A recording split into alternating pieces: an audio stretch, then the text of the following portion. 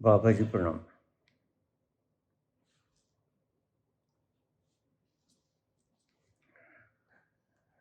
मेरे पिताजी ने अपनी मृत्यु से 7 वर्ष पहले किसी मेडिकल कॉलेज को अपनी देह दान करने का संकल्प किया था और वसीयत करती थी।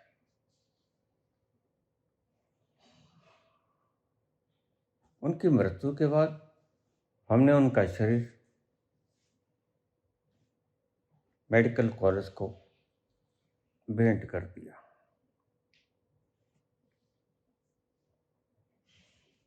सारे रहस्य को समझाने का कष्ट करें। देह दान के पीछे क्या अच्छाइयाँ, क्या बुराइयाँ, उचित है, अनुचित है, इसका आध्यात्मिक पहलू क्या है, यह बताने की कृपा करें। श्रीधर, शारदा, श्री यश, श्रेय गुराहा से। सनातन धर्म ने इस सत्य से हमें वाकिफ कराया कि शरीर हम नहीं है। शरीर हम नहीं है, शरीर के सारे कल पुर्जे हम नहीं, विचार हम नहीं हैं, भावनाएं हम नहीं हैं।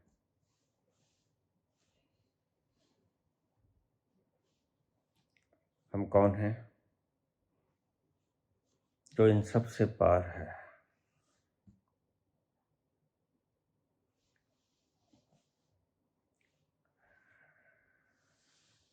इसलिए संतों ने एक कर्म कांड के रूप में ये धारणा पैदा कर दी, शुरुआत करो दान से, धन का दान करो। क्योंकि अहंकार धन को मेरा और फिर धन को मैं मानने लगता है।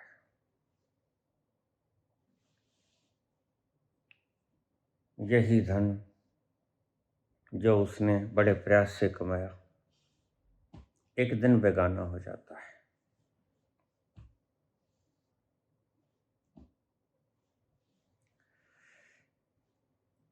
सत्य का पथ उजागर करने के लिए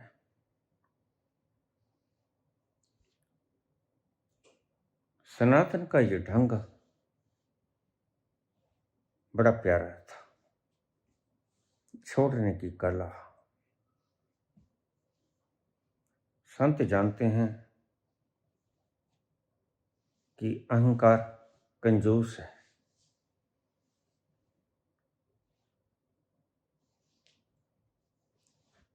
अहंकार खोना नहीं चाहता, वह कृपण है। अहंकार पाना चाहता है। और तुमने जन्मों जन्मों के संस्कार से, मैं शरीर हूं, मैं मन हूं, भावनाएं मैं हूं, और मनुष्य के शरीर में आकर धन मैं हूं, पुत्र पौत्रादि मैं हूं, ये जमीन जायदाद, ये डिग्रीज, ये ओहदे मैं हूं।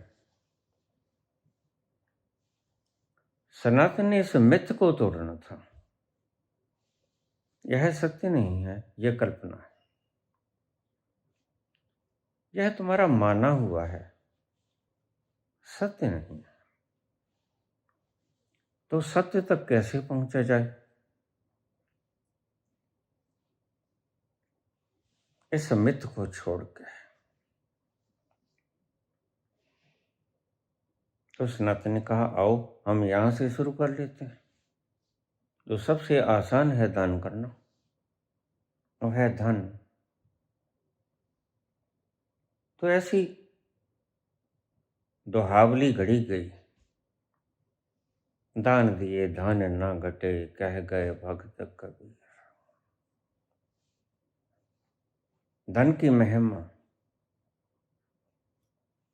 सनातन ने जगह जगह पर बताई है।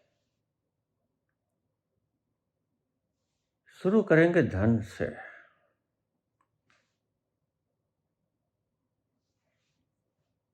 जिस जिसको मैं माना उसको दान करने से उससे मोह हट जाता है। ऐसा सनातन ने महसूस किया। इसलिए जो जो तुम नहीं हो उसको छोड़ते चले जाओ।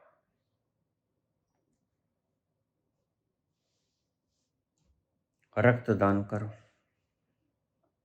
रक्त जीवन है बिला शक, लेकिन जिनका रक्त 16-18 ग्राम है वो दान करें। दो तरफा भलाई है। खून दान करने वाले की भी भलाई है। उसका खून ज्यादा गाढ़ा नहीं होगा और स्ट्रोक नहीं आएगा।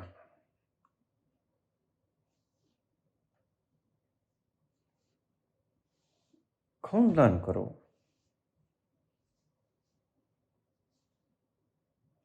अगर हिम्मत है तो जो चीज तुम्हारे काम में आ सकती है दूसरों के लिए, जैसे 2 गुर्दे हैं, एक गुर्दा दान कर दें तो काम चल जाता है।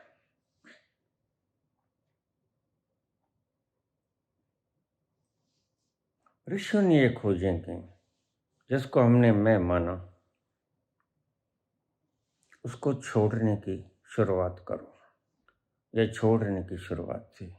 धन को दान कर दो, बांट के खा लो, वंड छको।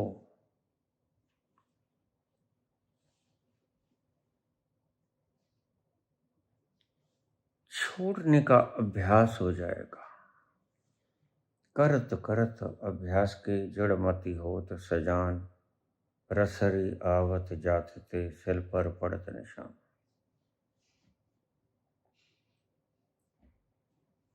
जैसे जन्मों जन्मों से हमने माना कि हम शरीर है, माना, तब इतना विवेक नहीं था। चेतना बड़े लो लेवल पे थी। हमारी चेतना जुड़ गई शरीर से।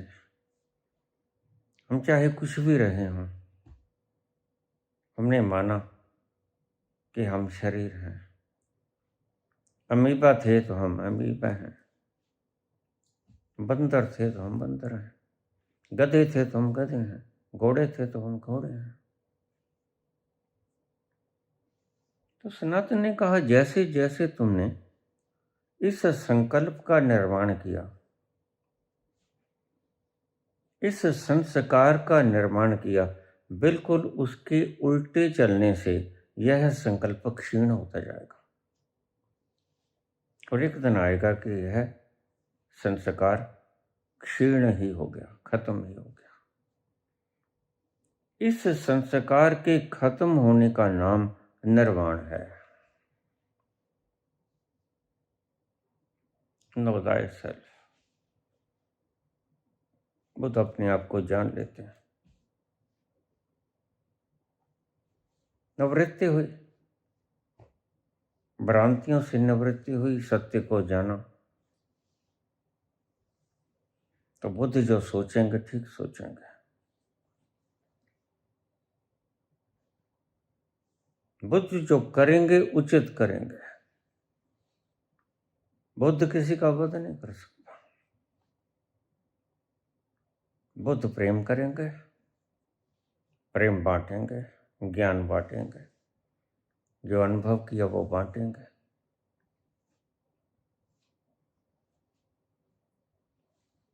बांटना, दान देना।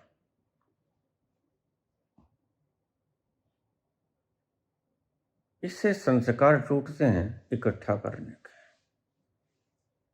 क्योंकि इकट्ठा करके मनुष्य धन को मेरा और मेरे के बाद मैं, बड़ी मुश्किल भ्रांति आती है। धीरे धीरे तुम पहले तो मेरा कहते हो, पुत्र मेरा है, पुत्री मेरी है, धर्मपत्नी मेरी है, पति मेरा है, माँ बाप मेरे हैं। फिर धीरे धीरे तुम इतना स्नेहिल हो जाते हो, चिपक जाते हो, मेरे से मैं हो जाते हो।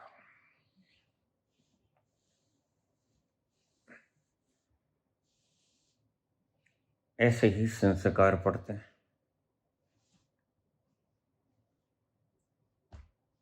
मैं शरीर हूं, मन हूं, विचार हूं, तो संतों ने जाना है तो ये झूठ। और इस झूठ की मान्यता के कारण व्यक्ति दुखी बहुत है। बुद्ध कहते हैं संसार दुख है, बिल्कुल सही है। और इस दुख के कारण है, बिल्कुल ठीक है। कारण क्या है? जो तुम नहीं हो उसको अपना होना मान लेना, ये कारण है। इसकी निवृत्ति के उपाय हैं, बिल्कुल ठीक है। उपाय हैं कि खोजो, क्या मैं वास्तव में शरीर हूँ, विचार में हूँ, भावना में हूँ। जब खोजोगे तो दिन पाओगे नहीं मैं नहीं, तो भ्रांति टूट गई।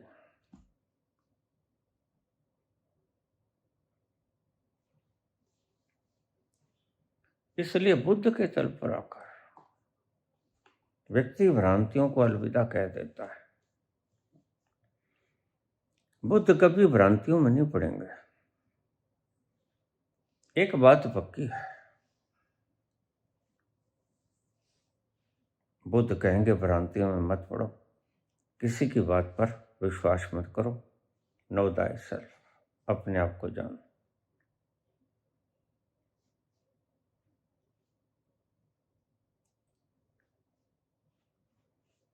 सनातन ने इसका लाभ उठाया। अहंकार कंजूस है, छोड़ना नहीं चाहता। अहंकार हानि की भाषा जानता नहीं, लाभ की भाषा जानता है, पर बड़ा प्रसन्न होता है। तो इस अहंकार को हानि की भाषा सिखाई जाए। हानि की भाषा सीखने से संस्कार पड़ेगा। हानि हो तो हानि को स्वीकार करने का। ऐसे स्वीकार करते करते टूट जाएगी यह मिथ। दान किया, रक्त दान किया, तुम कभी याद करते हो? जो रक्त तुमने दान किया, तो किसी दिन तुम में थे, आज वो किसी और के शरीर में जीवन डाल रहा है। शुभ काम है, आध्यात्मिक काम नहीं है, शुभ है। हर शुभ काम आध्यात्मिक नहीं होता, ये बात समझ लेना। दान देना शुभ है, अध्यात्म नहीं है।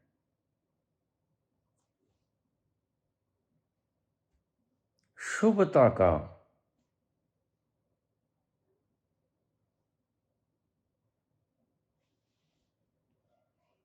लगाव, जुड़ाव जरूर है अध्यात्म के साथ। शुरुआत करो यहां से। और सनातन कहता है तुम वास्तव में हो भी नहीं। जो तुम छोड़ सकते हो वह तुम नहीं हो।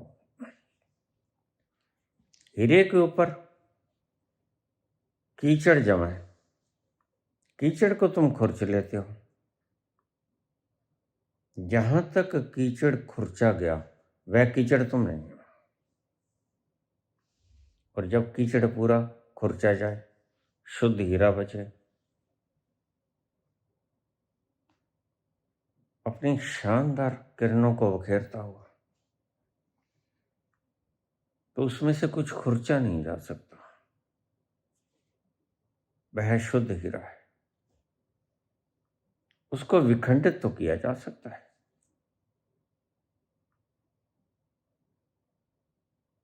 लेकिन वो रहेगा हीरा ही।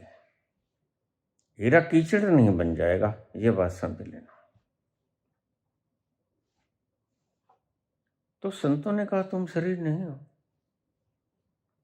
अगर इसको दान भी कर दो तो क्या फर्क पड़ता है। और मेरी अपनी यह धारणा है कि जिसके भीतर खून ज्यादा है उसे खून दान करते रहना चाहिए। मैं अक्सर मोटिवेट भी करता हूँ।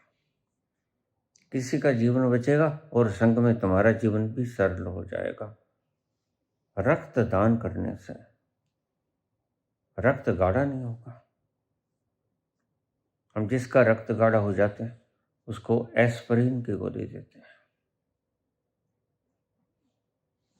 डिस्प्रिन, कि रक्त थोड़ा पतला हो जाए, सहज फ्लो हो जाए नाड़ियों में, थक्का न जमे इसका।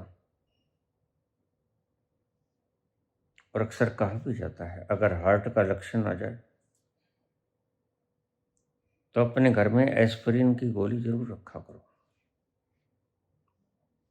डॉक्टरों ने एक किट बताई हुई है। किसी भी हार्ट अटैक के लक्षण में वह किट आपके घर में होनी चाहिए।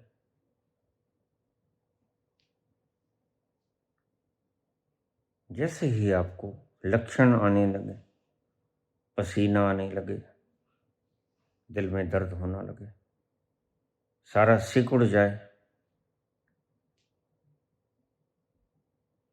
घबराहट हो, ब्लड प्रेशर एकदम से हाई अप हो जाए, न्यून हो जाए, जो भी सिम्टम हैं ये आने लग जाएं, तो तुरंत आप उसका इस्तेमाल कर लो। आप 5-10 मिनट तक जिंदा रह पाओगे।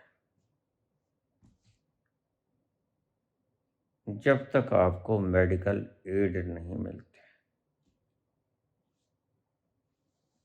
तो रक्तदान करना, जिसके रक्त ज्यादा है, जिसके पहले ही बेचारे के 6-8 ग्राम, वह तो एनीमिया से ग्रसित है, उसे रक्त नहीं दान करना चाहिए, रक्त चढ़वाना चाहिए। अगर कोई उसके सर्जिकल ऑपरेट वगैरह होना है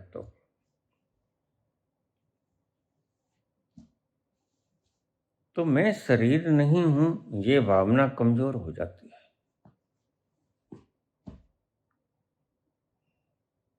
मैं शरीर हूं। अगर आप शरीर का कोई अंग दान कर दोगे, जीते जी, जिसके बिना आप काम चला सकते हो। अब ईश्वर ने 2 किडनीज दी हमने, काम तो एक से भी चल सकता है।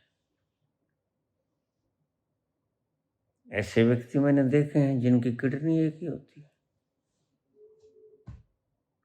2 स्वस्थ किडनी वाला अगर एक किडनी को दान कर दे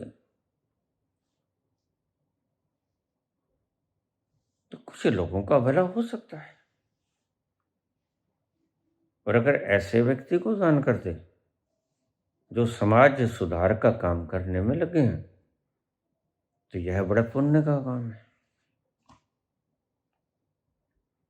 और अगर ऐसे व्यक्ति को दान कर दो जो लोगों को गुमराह करने में लगे हैं, तो यह पाप का काम है। ऐसा मत। अगर किसी को किडनी दे दो, वह लोगों को गुमराह करे, ये शुभ काम नहीं। किडनी उसे दान करो जो समाज सुधार का काम करे, लोगों को सही मार्गदर्शन करे, लोगों को जीवन सरल बनाने में सहायता करे, उनका जीवन असहज न करते, उनके जीवन में गलत मान्यताएं न थोप दें, मनुष्यता को, मानवता को किसी प्रकार की हानि न पहुंचाए, ऐसे व्यक्ति को शरीर का कोई अंग दान कर देना चाहिए जो तुम्हारे लिए उसके बिना भी काम चल सकता है। खून दान कर दो, एक किडनी फालतू है वो दान कर दो।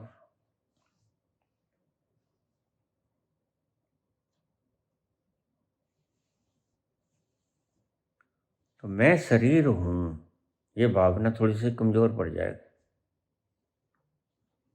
धन दान करने से ये भावना थोड़ी कमजोर पड़ जाएगी कि मैं दान हूं। तो शरीर का कोई अंग दान करने से ये भावना कमजोर पड़ जाएगी, संस्कार कमजोर पड़ जाएगा कि मैं शरीर हूं। किन्हीं आध्यात्मिक कारणों से संतों ने यह खोज की थी। इसमें शरीर को समूचा दान करने का भी तरीका था। जीते जी समूचे शरीर को दान कर दो। मेडिकल के लोग इसका परीक्षण करेंगे, देखेंगे अब जो गया मर गया वह तो तुम जला दोगे, लेकिन अगर नहीं जलाओगे तो आपको मैं बता दूं कि बहुत से अंग हमारे ऐसे हैं जो मृत्यु के कुछ समय बाद तक जीवित रहते हैं और प्रत्यारोपण किए जा सकते हैं। वह किसी दूसरे के काम पड़ सकता है, बड़ा पुण्य का काम है, तुम्हारे लिए तो बेकार हो गया। जो आत्मा इस घर में रह रही थी, शरीर रूपी घर में रह रही थी, यह शरीर रूपी ग्रह उसके लिए बेकार हो गया और वह इस शरीर को छोड़ गया। लेकिन किसी के इस शरीर का पुर्जा काम आ सकता है।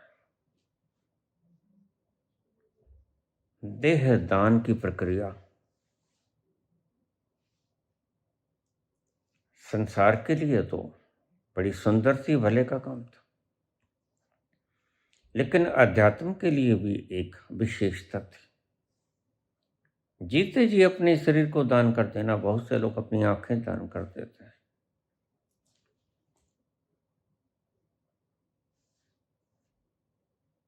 कि मेरे मरने के बाद मेरी आंखें दान दे देना, वैसे भी जला दी जाएंगी, दफन कर दी जाएंगी, वैसे भी माटी हो जाएंगी, खाक हो जाएंगी, किसी के काम आ जाए तो सुंदर है। मरने वाला मर गया, जाने वाला चला गया, विद्युत निकल गई, इंस्ट्रूमेंट बचे रहे। अब ये पंखा चलता है, एसी चलता है, बल्ब जलता है, इसके भीतर विद्युत है, विद्युत के कारण जलता है। अगर विद्युत चली जाए, मेन स्विच को ऑफ कर दिया जाए, या जहाँ से विद्युत की सप्लाई होती है 11,000 वोल्ट के, या जहाँ से बनता है वहाँ से ठप पड़ जाए बिजली बनना, तो सारे इंस्ट्रूमेंट तुम्हारे बेकार हो जाएंगे। ऐसा ही चेतना के होते हुए शरीर के अंग प्रत्यंग काम करते हैं।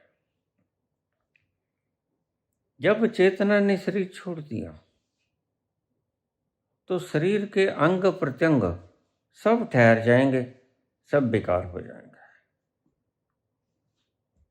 तो फिर हम पंखा दान कर सकते हैं। जहाँ बिजली हो भाई वहाँ काम आ जाएगा, यहाँ तो बिजली है नहीं। लेकिन कुछ और हैं घर जिनके वो नुक्स पड़ गया है, जिनकी किडनीज खराब है, जिनकी आंखें खराब है, जो अंग उनके काम आ सकता है, उनके पास बिजली है, अंग नहीं है, पंखा नहीं है, बिजली है, तो वह पंखा उसे दान कर दो, लो भी तुम चलाओ, तुम्हारे काम आएगा। एसी नहीं है, हीटर नहीं, उसके काम पड़ेगा। शरीर के दान करने की प्रोसेस, मैं शरीर हूं, ये भावना कमजोर पड़ती है। धीरे धीरे कमजोर होते होते इसका आध्यात्मिक उद्देश्य है। आप बहुत जन्मों से संस्कारित हो कि मैं शरीर हूं, वह कमजोर पड़नी शुरू हो जाती है। जैसे आपने देह को दान करने का संकल्प लिया, आपको नहीं पता ये भीतर संकल्प गहरा होता जाएगा। उस व्यक्ति का देह अभिमान कमजोर पड़ता जाएगा, उसको पता हो या ना हो, लेकिन यह दान काम करेगा। यह इसका आध्यात्मिक रहस्य था। जीते जी शरीर को दान कर देना, मृत्यु के बाद तो शरीर तुम्हारे काम का वैसे भी नहीं होगा। इसका अंतिम संस्कार कर देना, इसके अंतिम संस्कार के बाद जो हम रस्में करते हैं वो कर देना, ये सब बेकार है। जो मर गया उसे दफन कर दो या जला दो या मेडिकल कॉलेज को दे दो। मेडिकल कॉलेज इसका कोई ना कोई लाभ उठाएगा, तुम्हारी ही आने वाली पीढ़ियों के लिए कुछ ना कुछ खोजेगा वो, और खोजकर आने वाली जनरेशन को सुंदर जीवन जीने के लिए कोई ना कोई व्यवस्था निकाल लेगा वो। अन्यथा हम दफन तो करते हैं, हम जला तो देते हैं, लेकिन उसके बाद करने वाली सारी प्रक्रियाएं, ये पिंडदान, ये सारा श्राद्ध वगैरह कर्म, यह ठगी है, यह पंडितों की चालबाजी। जो मर गया वो मर गया। मनुष्य में बुद्धि होती है तो मनुष्य ने इस बुद्धि का दुरुपयोग किया। मरते तो पशु भी हैं, कहाँ हम उनकी तेर में करते हैं। पशुओं के पितर कहाँ होते हैं, कहाँ जाते हैं वो? भीतर आत्मा तो होती है, वही आत्मा आगे थोड़ी सी विस्तीर्ण होके मनुष्य के देह में चली जाती है। आत्मा तो वही होती है जो कभी गधे में थी, जो कुत्ते में थी, जो अमीबा में थी, जो पाथर में थी। चेतना तो वही है, लेकिन शरीर बदलते गए according to the consciousness level. जब प्रकृति देखती है कि इसका कॉन्शियसनेस लेवल मानस देह पाने का योग्य हो गया, या कोई ठगी नहीं चलती। परमात्मा की सृष्टि में कोई ठगी नहीं चलती। तो प्रकृति जो कॉन्शियसनेस मानस के जामे के योग्य हो जाती है, उसको मानस का जामा दे देती है। यह प्रकृति का दायित्व है,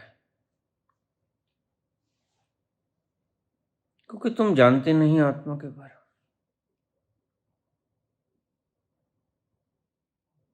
जो जानता है वह तुम्हें बतला सकता है, और वो सभी पाखंडों को तोड़ते हैं, लेकिन उनके जाने के बाद फिर बच जाते हैं ये लोभी लालची गुंडे।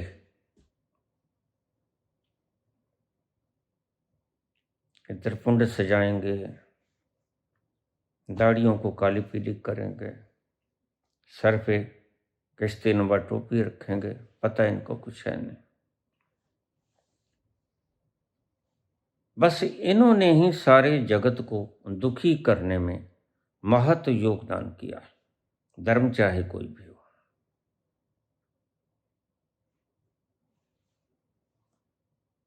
जो व्यक्ति प्रबुद्ध हो जाता था, तो मैं एक मजे की बात बताऊं, इस्लाम में भी बड़े सुंदर ढंग बताए गए हैं।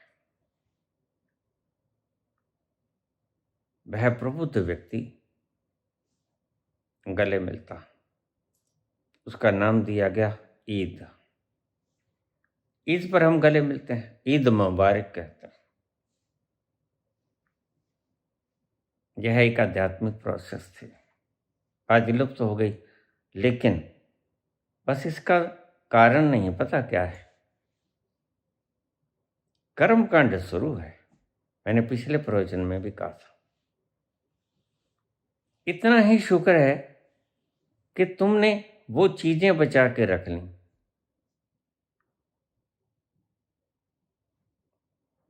महत्व खो दिया, तुम्हें पता नहीं है कि ये होता क्यों है।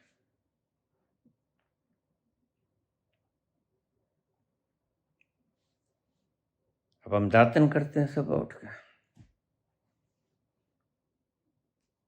लेकिन बहुत से लोग ऐसे हैं धार्मिक जो गुरु ग्रंथ साहब को दातन कराते हैं। आओ जी दातन कर लो। अब ये मूर्खता हो गए। गुरु ग्रंथ साहब के दांत थोड़ी, गुरु ग्रंथ साहब एक अपूर्व रचना है, अध्यात्म तक पहुंचने का सर्वश्रेष्ठ गुरु है। सभी संतों की वाणियां हैं इसमें, आत्म तक और परमात्मा तक पहुंचने के ढंग बताए हैं। इसके दांत थोड़ी कि तुम दातन कराओगे इसको। लेकिन इन पर लोभी लोगों ने कर्म कांडों को सत्य बनाकर दुनिया को गुमराह कर दिया। सिख लोग केस रखते हैं, केसों में जान नहीं होती। आप रोज नाई के जाते हैं, शेव करा लेते हैं, कटिंग करा लेते हैं। उन बालों के न रहने से तुम्हें कोई फर्क पड़ता है? नहीं पड़ता। लेकिन उनका आध्यात्मिक कारण था। मोहम्मद का एक बाल बचा के रखा गया है, कारण जब संबोधि की घटना घटती है, समाधि नहीं कर रहा हूं मैं, ध्यान रखना, समाधि से बाद एक घटना और घटती है। बुद्ध के बाद एक घटना और घटती है कृष्ण होने की। समाधि में व्यक्ति स्वयं को जानता है, संबोधि में व्यक्ति विश्व को जानता है, परमात्मा को जानता है। समाधि में व्यक्ति अपने बूंद स्वरूप को जानता है, संबोधि में व्यक्ति अपने विराट फैलाव को जानता है। ये दो घटनाएं हैं शिव को मैं जानना।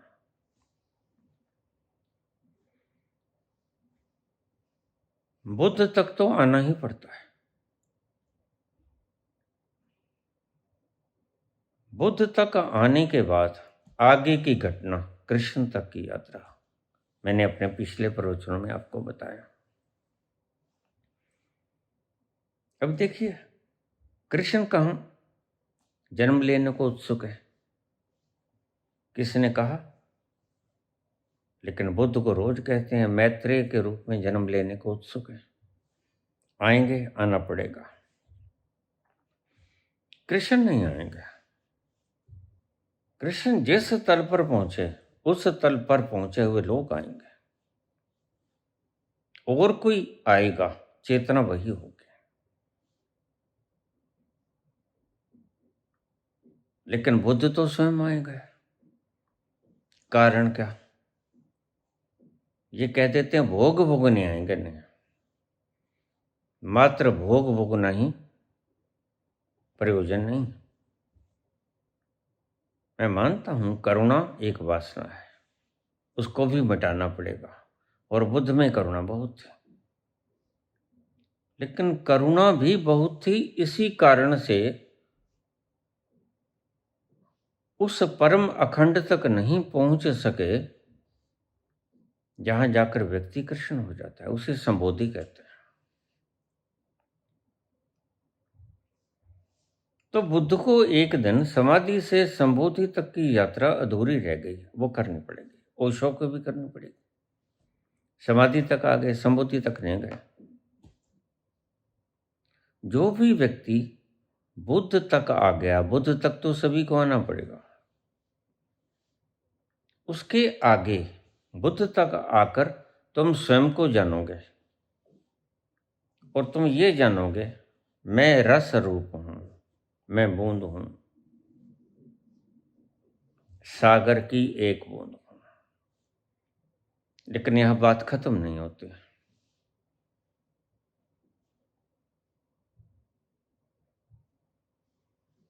मक्के गया गल मुकदी नाही,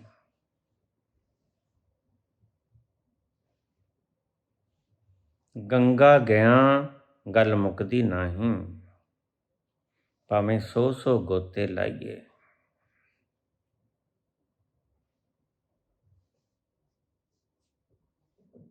बोले शाह गल ताइयों मुकदी जदों मैनू मार मुकाई है। जिसके भीतर करना है उसके भीतर अभी मैं का थोड़ा सा अंश बाकी रहेगा। मैं के बिना करुणा रह ही नहीं सकती।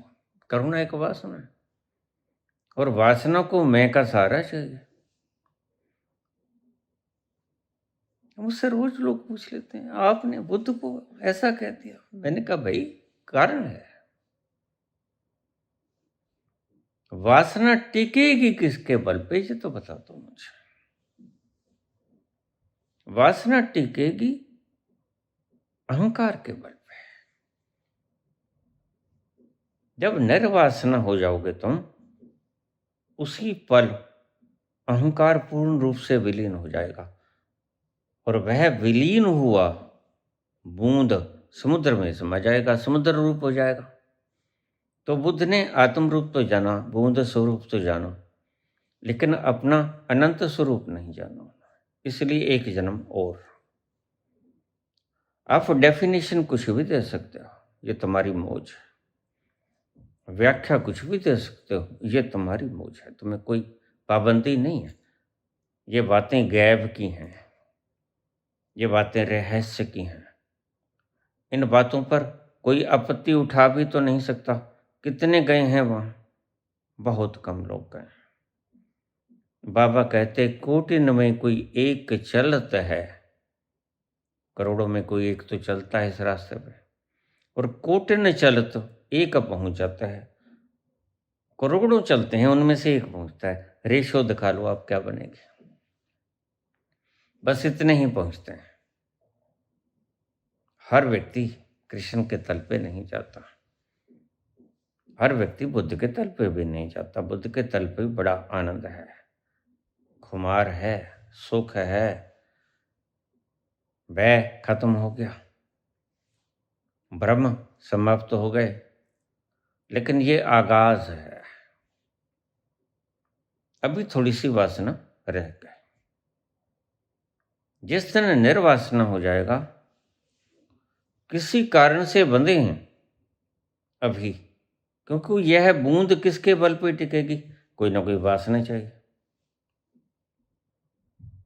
अब रामकृष्ण खाने की वासना पे अटके हुए थे, तो शारदा को कहने लगे जिस दिन तू थाली लेके आई और मैंने मुंह दूसरी ओर फेर लिया, बस समझना कि 72 घंटे का मेहमान। उसने अपने आप को खाने की वासना के साथ बांध लिया। तो मैं बिना वासना के टिक नहीं सकता, ये समझ लेना। आपको बड़ा सूक्ष्मता से मैं विश्लेषित किया हूं।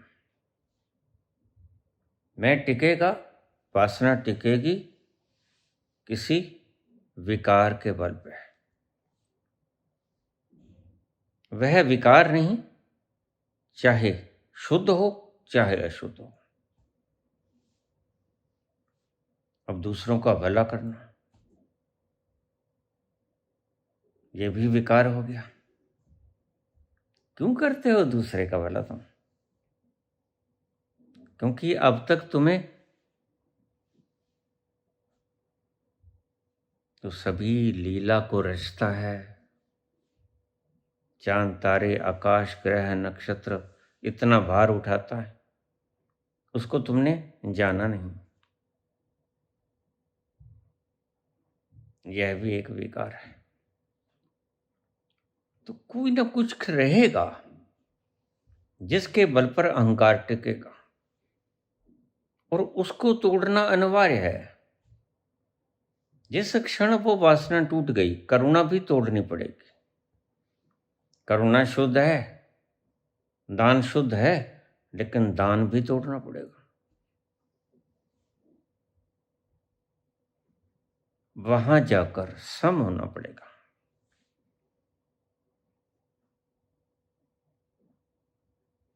न क्रोध, न करुणा,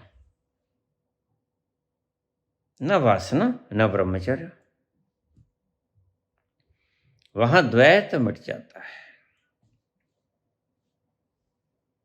द्वैत मात्र ही मिट जाता है, द्वैत ही नहीं रहता। वहां अगर गम नहीं होता तो वहां खुशी भी नहीं होती। वहां शोक नहीं होता तो वहां हर्ष भी नहीं होता। जहां दोनों का अभाव, वहां अद्वैत आता है। न गम है न खुशी है।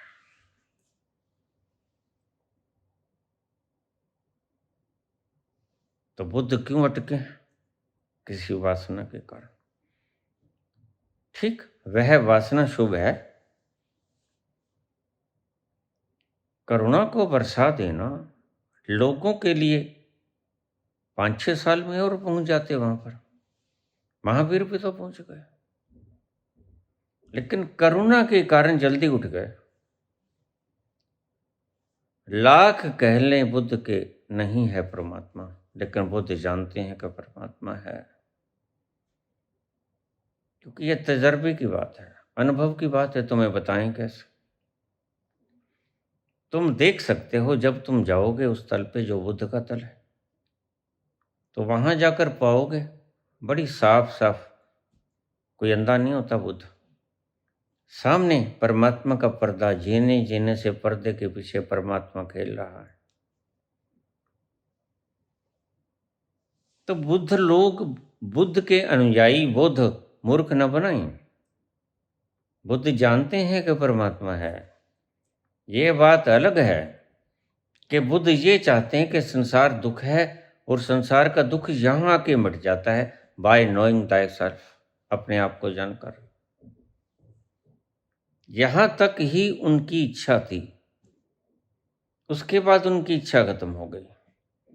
अब इच्छा रहेगी दूसरों को करुणा देने की। वह इच्छा उनके गले की फांस बन गई। अब ये भी तोड़नी पड़ेगी। तुम शुभ अशुभ का नाम प्रयोग कर सकते हो,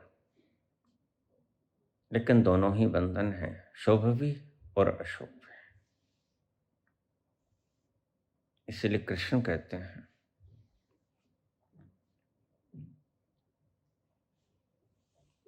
जंजीरें लोहे की हों या जंजीरें सोने की हों, कल को हथकड़ी हम सोने की बनानी शुरू कर दें, सोना इतनी ज़्यादा मात्रा में हो जाए, लोहा कम हो तो सोने की हम हथकड़ियाँ बना लें, तो क्या तुम बंधन में नहीं आओगे? फिर पुलिस क्रिमिनल व्यक्ति को सोने की हथकड़ियाँ पहना के अदालत में लेके जाएगा, लेकिन सोने की हथकड़ियाँ भी बांधती हैं, लोहे की हथकड़ियाँ भी बांधती हैं। बात बंधन की है। बात ये मत कहो कि बुद्ध ने करुणा दिखाई, बिल्कुल दिखाई, लेकिन करुणा भी बांधती है। करुणा भी तो विकार है, इससे भी तो पीछा छुड़ाना पड़ेगा। माना शुभ है, लेकिन शुभ भी तो वहां नहीं रहता। अगर अशुभ नहीं रहता तो वहां शुभ भी नहीं रहता। देखिए, थोड़ा सा गहरा है प्रवचन, क्योंकि रहस्य सदा गहरे होते हैं और समझ में आते नहीं। यद्यपि रहस्य के बिना तुम्हारी गांठें भी नहीं खुलती। कुछ लोग ये कहते हैं कि जो अंग तुमने दान कर दिया, अगले जन्म में तुम्हें वो अंग नहीं मिलेगा। नहीं, ये मान्यता गलत है। ये लोभियों ने फैलाई, पाखंडियों ने फैलाई, अज्ञानियों ने फैलाई, जिनको पता नहीं। शरीर तुम्हारा मकान है। तुमने जब यह मकान छोड़ दिया तो कोई इस मकान की ईंटों को बेचे, सरिये को बेचे, जो कुछ मटेरियल लगा है, द्वार दरवाजे खिड़कियां, उनको बेचे कबाड़ में।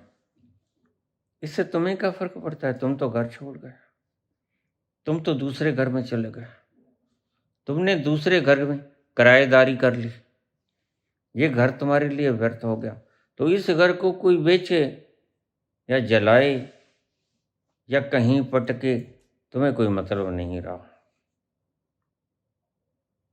कोई दान करोगे अंग, तो ऐसा नहीं है कि अगले जन्म में तुम्हें परमात्मा वो अंग देगा नहीं। हाँ, ये ठीक है, अगर तुम शरीर के किसी अंग से पाप करोगे, गलत काम करोगे, तो वह अंग परमात्मा छीन लेगा तुमसे। अब कईयों की आंखें नहीं होती, अंधे हो जाते, कईयों की बुद्धि नहीं होती, ज्यादा चालबाजियां, राजनीतिक लोगों के अक्सर अपंग बुद्धि के पैदा होंगे अगले जन्म में, क्योंकि बुद्धि का दुरुपयोग किया।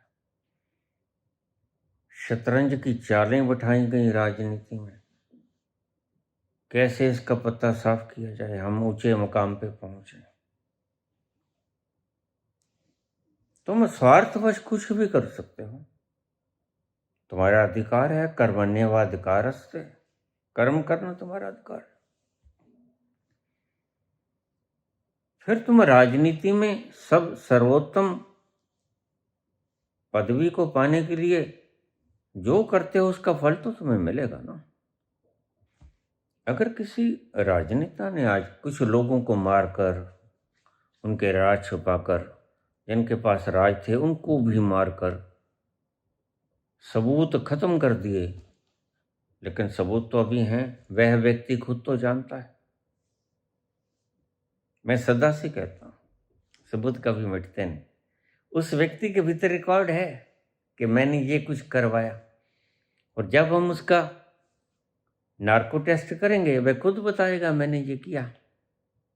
सबूत कभी मिटते नहीं, सबूत कई जगह पे रिकॉर्ड होते हैं। इस ब्रह्मांड में भी एक स्थान पे वो रिकॉर्ड होते हैं, वहां से लिए जा सकते हैं। भगवान कृष्ण की वाणी, भगवान राम की वाणी तुम आज भी निकाल सकते हो, ब्रह्मांड में है वो। भगवान बुद्ध की वाणी तुम निकाल सकते हो, ब्रह्मांड में वैसे ही मौजूद है। तुमने एक शब्द उच्चारित किया, ब्रह्मांड इतना विशाल है, विराट है, और छोटी सी चिप के अंदर पूरी रामायण भर लो, सारी धरती का नॉलेज भर लो, सूचनाएं भर लो, छोटी सी चिप में एक PDF बना लो उसका। व्यवस्था सब है परमात्मा के पास, रिकॉर्ड सब है। लेकिन जो जानता है उस रिकॉर्ड को खंगालना, वह जान लेता है, और ऐसा कोई विरला ही होता है, और ऐसे व्यक्ति को श्रेय नहीं चाहिए होता। यह बात समझ लेना। वह इतना ईमानदार होता है कि उन लूप होल्स को लोगों को नहीं बताएगा, दूसरों को, क्योंकि वह जानता है कि सब व्यर्थ है। इसने जिसके लिए किया, जिसको मारा, वह तो मरा नहीं, वह तो अगला जन्म ले गया, और ये अपने कर्मों का दंड विधान प्रकृति के अनुसार भोग ही लेगा। फिर यहाँ न तो आत्मा मरती है, कृष्ण कहते हैं। और ध्यान रखना, विज्ञान कहता है कि मैटर भी नहीं मरता, फिर मरता कौन है? यह शरीर तो मैटर का बना है, पंच तत्वों का, भौतिक पदार्थों का। और विज्ञान कहता है matter can neither be created nor can be destroyed. ठीक है, फिर चेतना भगवान कृष्ण कहते हैं नैनम छिदंती शस्त्राणी नैनम दहती पावका न चैनम क्लेदंत्यापो न शोष्यति मारुता। और बताओ रहे क्या क्या? दो ही तो चीजें हैं, जड़ और चेतन। जड़ पदार्थ है, चेतनात्मा है, परमात्मा है। न तो मैटर मारा जा सकता है, न क्रिएट किया जा सकता। कृष्ण कहते हैं ना कॉन्शियसनेस मारी जा सकती है, ना क्रिएट की जा सकती है।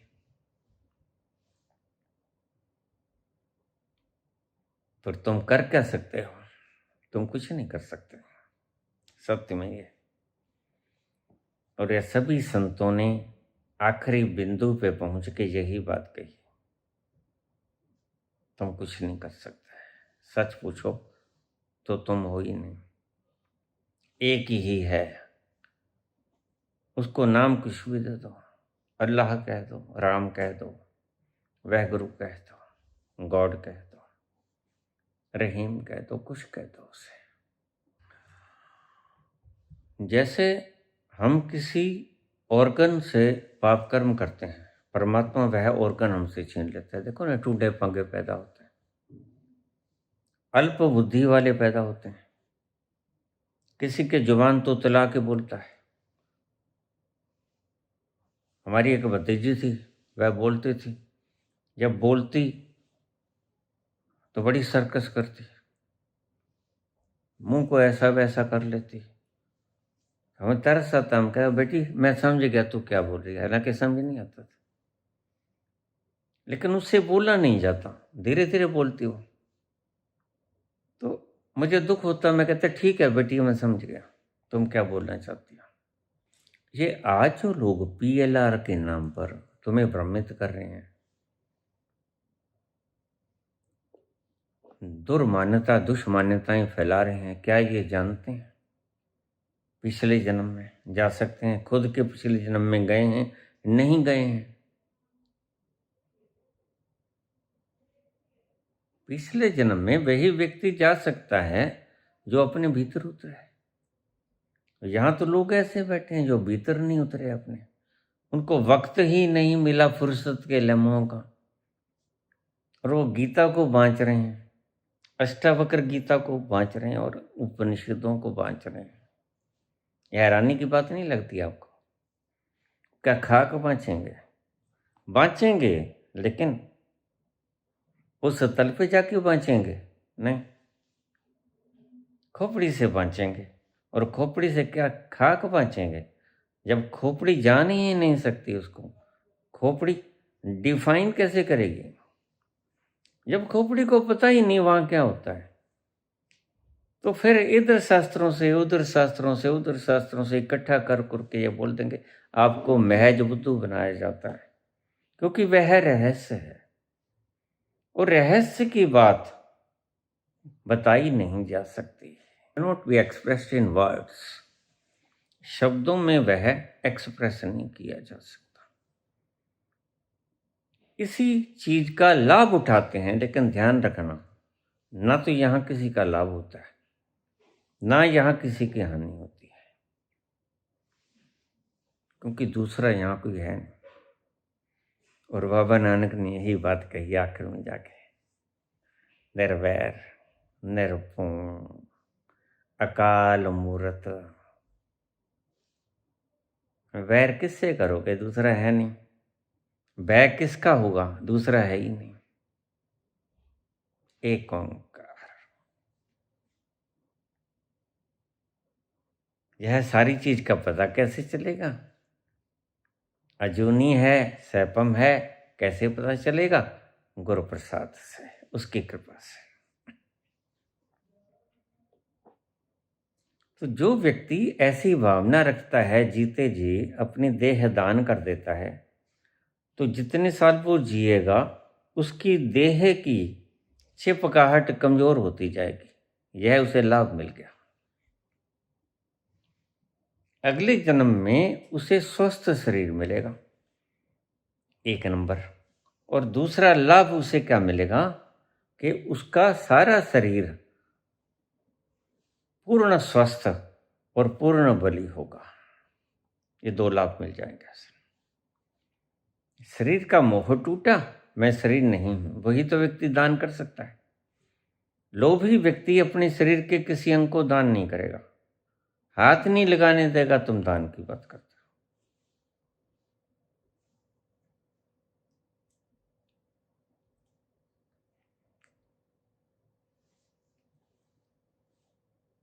लेकिन जब तक वो जिएगा, 7 साल जिए आपके पिताजी, तो 7 साल निरंतर, उन्हें पता हो ना पता हो, उनका ये संस्कार जो बड़ा प्रबल था क्षीण होता गया, हल्का हल्का हल्का हल्का।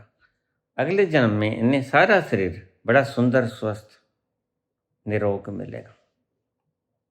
दान की भावना इनके मोह को, क्लिंगिंगनेस को कमजोर कर गई। जिसने आंखें दान की, आंखें दान करने की भावना, अगले जन्म में इसको आंखें बड़ी सशक्त मिलेंगी। ये फल बता रहा हूं आपको। PLR में कहते हैं कि तुमने कौन सा काम किया था जिससे ये हो गया, ये विधवा हो गई। अरे भाई, तुम इन पंगे खाने में पड़ते क्यों? यहाँ तो अनंत अनंत कर्म है, किस किस का विस्तार करोगे? सीधी सी बात, पाप कर्म करोगे मत। जरूर ही कौन से कर्म का कौन सा फल मिलेगा ये जानना है। क्यों नहीं छोड़ देते तुम इन बुद्धुओं के आगे? इन्होंने तो अपना निहित स्वार्थ साधना है तुमको मूर्ख बना के। तुम क्यों मूर्खों के पीछे लगे हो? क्या हो जाएगा वही वही तुम फिर करोगे। अगर कोई कह दे कि इस कारण से तुम विधवा हुई, क्या तुम उस कर्म को नहीं करोगे? बिल्कुल करोगे, मैंने देखे। कितना ही समझा दो, तुम्हारी मान्यताएं, तुम्हारा संस्कार तुमसे वो काम करवा लेते हैं, तो इनसे पूछने का क्या फायदा? लोगों को भ्रमित कर रहे हैं, ये लोग भुगतेंगे। यही बात कही थी कबीर, कबीरा तेरी झोपड़ी गलकटियन के पास, करणगे सो परणगे तू कोई पयो दास। जो करेंगे वैसा भर लेंगे, तू क्यों उदास हुआ? लेकिन संत बोलता है, एक भावना होती है उसके भीतर, और भावना होती है कि तुम इन दुष्टों के बहकावे में आके गलत मार्ग पे मत चले जाना। इसलिए वो सर्वस्व कुर्बान करके बोलता है निर्भय अवस्था में कि तुम इन भयों से, इन भ्रमों से ग्रस्त ना हो जाओ। तो स्पिरिचुअलिज्म में अगर देखा जाए, देह दान करने का नुकसान तो कोई है नहीं। देह तो वैसे भी हम फूक देंगे, लेकिन मान्यताएं मुसलमान, इस्लाम धर्म बाद में हुआ, ईसाइयत बाद में हुई, सनातन तो बहुत पुराना है। तो सनातन में संत व्यक्ति को दफन किया जाता था। वह उस क्षण में जब पूरा परमात्मा समुद्र बूंद के ऊपर गिरता है, देखिए बूंद समानी समुद्र में, ये तो हमने देखा। बूंद समुद्र में समा गई, लेकिन समुद्र बूंद के ऊपर समा गया, गिर गया। यह एनलाइटनमेंट में होता है। मेरी एनलाइटनमेंट की वीडियो सुनना, तुम्हें समझ आएगी बात। मुझे लोग पूछ लेते हैं, बाबा तुम्हारी एनलाइटनमेंट में आत्मबोध और परमात्म बोध ये कब कब हुआ? एक ही बार हुआ, एक ही बार की सारा पंगा खाना खत्म हो गया। यक सा यक वक्त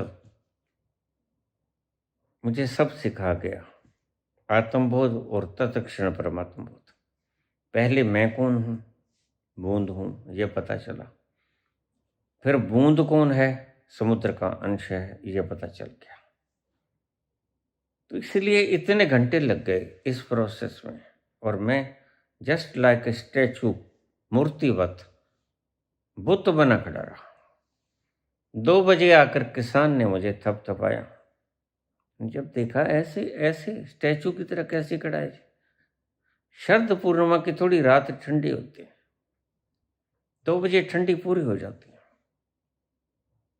लेकिन मेरा शरीर कांप नहीं रहा था।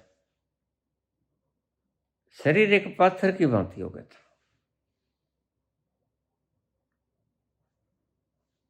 तो ये 2 तल हैं। बुद्ध के आगे भी एक तल है, वो कृष्ण का है।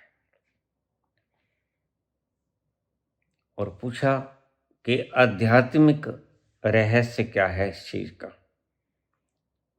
एक तो दान करने की भावना तुम्हारे ममत्व को, तुम्हारी चिपकाहट को घटाती है, यह तुम्हें लाभ मिलता है। चिपकाहट को तोड़ना भी अध्यात्म की तरफ यातना, अध्यात्म की तरफ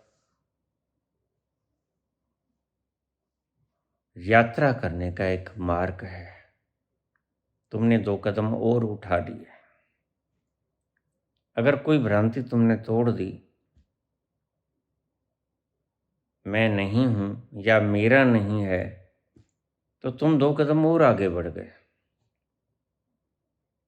बस दान से सिखाया था इसीलिए कि दान करना आसान बहुत है। जीते जी धन तुमने कमाया, धन को दान कर दो। इसलिए बाबा ने कहा 10% तुम दान कर देना। 100 कमाओ तो 90 अपने पास रख लेना, 10 दान पुण्य के कर्म में लगा देना। उस 10 को जब तुम छोड़ोगे तो वह तुम्हारी क्लिंगिंगनेस की वृत्ति को घटा देगा। ये था कारण उसका। और दान करते करते करते करते खून दान करो, अंग दान करो, फिर अंग के बाद शरीर दान कर दो मरने के बाद। मरने के बाद वैसे भी तुम्हारे लिए तो बेकार है, और इसको दर्द तो होता ही नहीं। उसको काट दो, जला दो, दफन कर दो, कुछ कर दो, पोस्टमार्टम कर दो, वो चीखेगा चिल्लाएगा नहीं, क्योंकि उसके भीतर वो चेतना का अंश नहीं है, विद्युत का प्रवाह नहीं। तो फिर उसको चाहे दान कर दो। हमारे आने वाली पुश्तों के लिए कुछ मेडिकल की टीम कुछ ईजाद कर लेगी, हमारे ही काम, जो खोजा था आज हमारे काम आ रहा है।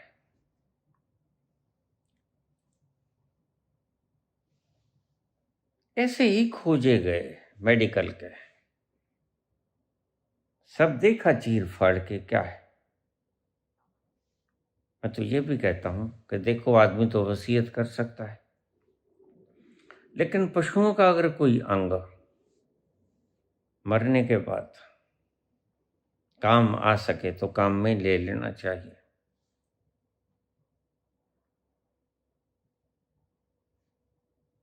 मारना नहीं चाहिए उसे। मारना तो फिर हत्या हो गई, अगर मर जाए खुद से तो। इसलिए बुद्ध ने कहा, किसी ने पूछ लिया क्या हमें मांस खाना चाहिए, तो बुद्ध कहते हैं हाँ खाना चाहिए, लेकिन उस जीव का खाना चाहिए जो खुद से मर गया हो। किसी को मार के नहीं खाना चाहिए। अब ऐसे अहिंसक व्यक्ति का तुम्हारे पास क्या जवाब है? वो ये रोकते भी नहीं हो, कहते हाँ खा लेना चाहिए। लेकिन जो स्वतः ही मर गया हो तो उसका मांस खा लेना चाहिए। अब स्वतः ही मरे व्यक्ति का तुम मांस कैसे खाओगे? खाने का मन नहीं करेगा। तुम तो बिल्कुल ताजा मार के खाओगे, कलमा पढ़ पढ़ के खाओगे, तुम्हें दर्द नहीं होगा। इससे झटके वाला बढ़िया है, एक बार में काम खत्म। लेकिन मंत्र पढ़ के, कलमा पढ़ पढ़ के, तड़पा तड़पा के मारोगे तो याद रखना, तड़पा तड़पा के तुम भी मरोगे। ये किसी मूर्ख ने तुम्हें समझाया नहीं, तुम ही देख लो। तुम्हारी उंगली को अगर 10 बार काटा जाए कलमा पढ़ पढ़ के, तुम्हें कितना दर्द होगा। और सारी उंगली को एक ढांचे से एक बार से टोका फेर दिया जाए तो इतना दर्द नहीं होगा। यह भी पाप है, कलमा पढ़ पढ़ के मारना। तुम हलाल कह देते हो, लेकिन उस प्राणी के लिए बहुत वृहत दुखदाई है। तुम इसको धार्मिक कृत्य कहते हो। धार्मिक कृत्य का खाक है। इसमें क्या धार्मिकता है बताओ? इसमें क्या आध्यात्मिकता है बताओ? ऐसे ही ना गुमराह करो किसी को। तड़पा तड़पा के मारना घोर पाप है, क्रूरतम पाप है। तुम अगर मारना ही चाहते हो, देखो टलोगे नहीं तो कलमा पढ़ के मत मारो। कलमा पढ़कर यह तुम्हारी धारणा किसी ने गलत बना दी कि यह शुद्ध हो जाएगा। मरा हुआ भी कभी शुद्ध होता है। तुम उसको पेट में डाल लेते हो। जो तुम्हारा पेट है या कब्रिस्तान है, पहले मार देते हो और मरे हुए को अपने पेट में डाल लेते हो। इसको पेट कहते हो कि कब्रिस्तान कहते हो? ये कब्रिस्तान है। मरे हुओं को दफन कर देना, यही बुद्ध ने कहा। अगर कोई मर जाए तो खा लो उसको, ना मरा हुआ मिलेगा ना तुम खाओगे।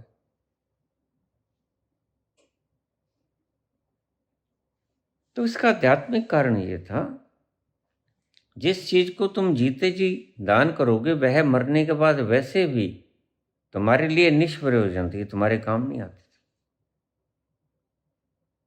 और यह अगर तुमने अंधविश्वास कर लिया कि वह अगले जन्म में नहीं मिलेगा, नहीं, अगले जन्म में तो नहीं मिलेगा अगर तुमने जीते जी उस अंग का दुरुपयोग किया होगा। बलात्कारी व्यक्ति अक्सर, घोर बलात्कारी व्यक्ति अक्सर, मैं तुम्हें बताता हूँ, अगले जन्म में नपुंसक होते हैं। क्षमा करना। फिर वो मेरी जान चार ही चौक है, मेरी जान जला जलंधर, ये कुछ करेंगे और क्या करेंगे। समझ लेना कि इसने पिछले जन्म में अपनी गुप्त इंद्रियों से कोई गलत काम किया। जैसे भी एक कांड हुआ था एक बच्ची का, नाम भूल गया मैं उसका, दिल्ली में हुआ था। अगर ऐसा कोई व्यक्ति करे, ठीक है, उसे दंड मिल गया, फांसी मिल गई उनको। लेकिन प्रकृति के विधान में हर चीज का तुम चाहे दंड दे दो उसे, प्रकृति उसको अपने ढंग से तोल के माप के वह दंड अलग से देती है तुम्हें। यहां पर जो दंड मिल गया वह प्रकृति नहीं मानती उस दंड को। प्रकृति अलग से विधान करेगी अपना। प्रकृति देखेगी इसका सही ढंग क्या है। यहां जो तुमने मानव ने जो दंड दिया उसका पुरस्कार मिलेगा तुम्हें। ये बड़ी गहरी व्याख्या है कर्म की। सही दंड देगी प्रकृति, मानव कभी दंड नहीं दे सकता। तुम्हारे जज न्यायाधीश ये न्याय नहीं कर सकती, ये फैसला जरूर करते हैं, न्याय नहीं कर सकते। ये न्याय नहीं होता, होता ही नहीं, ये कर भी नहीं सकते, क्योंकि ये साक्षी नहीं है। साक्षी सिर्फ परमात्मा है, वो तत्व है। वह हर वक्त आपके कर्म को देखता है, निहारता है, इसलिए सच्चा न्याय तो वो ही कर सकता है। इसलिए वह सच्चा न्याय करके उसकी व्यवस्था तुम्हें अलग से दंडित करेगी। यहां जो तुमने जजेस ने तशद्दद दे दी उसका तुम्हें इनाम मिलेगा। ये बातें उल्टी हैं, थोड़ी सी समझ नहीं आएंगी, लेकिन यह कर्म विधान का हिस्सा है। परमात्मा कट नहीं करेगा उसे कि ये काट दो। पाप और पुण्य कटते नहीं है, पाप का अलग होता है, पुण्य का अलग होता है। परमात्मा हर चीज का दंड अपने ढंग से देगा। तुमने देखा, तुम किसी डॉक्टर के पास जाते हो, वो चेकअप करता है,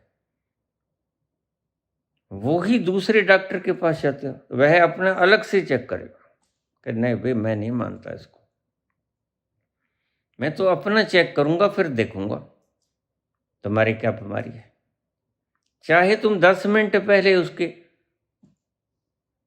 चेक करा के आए हो, लेकिन दूसरा डॉक्टर मानेगा नहीं। ऐसे परमात्मा अपने ढंग से आपको दंड देता या पुरस्कार देता, उसका अलग ही विधान है। तुम यहाँ दंड दो या ना दो, जो लोग यहाँ बच जाएंगे, कुछ लोग बच जाते हैं। जो प्रभावशाली व्यक्तित्व होते हैं वो बच ही जाते हैं, अपनी प्रभावशीलता के कारण, अपने ओहदेदारी के कारण वो बच ही जाते हैं। लेकिन तुम्हारा क्या ख्याल है, वो बच ही जाते हैं? नहीं, प्रकृति उन्हें दंडित देगी। यहाँ दंड नहीं मिला तो प्रकृति अलग से दंडित करेगी। प्रकृति ने तो दंडित करना ही है। यहाँ मानव ने तुम्हें कैसे दंडित किया, यह बिल्कुल नई परिभाषा जान पड़ेगी तुम्हें। लेकिन सत्य यही है, अगर मानव ने जो दंडित किया उसे प्रकृति नहीं मानती। प्रकृति अपना ढंग खुद आजमाएगी और उसके हिसाब से ही आपको दंडित करेगी या पुरस्कृत करेगी। जो आपकी अदालतों ने दंड दिया या पुरस्कृत किया, पुरस्कृत वो कर नहीं सकती खैर, वह दंड परमात्मा नहीं गिनेगा। इस बात को समझना आप। ये आपके कर्म विधान के उलट पड़ेगी, लेकिन सत्य यही व्यवस्था है। शरीर दान का महत्व मैंने आपको समझा दिया। साधो कर मन की गति न्यार, साधो कर मन की गति न्यार। ओ जल पंख दिए बगुलन को, ओ जल पंख दिए बगुलन को, कोयल काहे कारी संतो कर मन की गति न्याय, संतो कर मन की गति न्याय।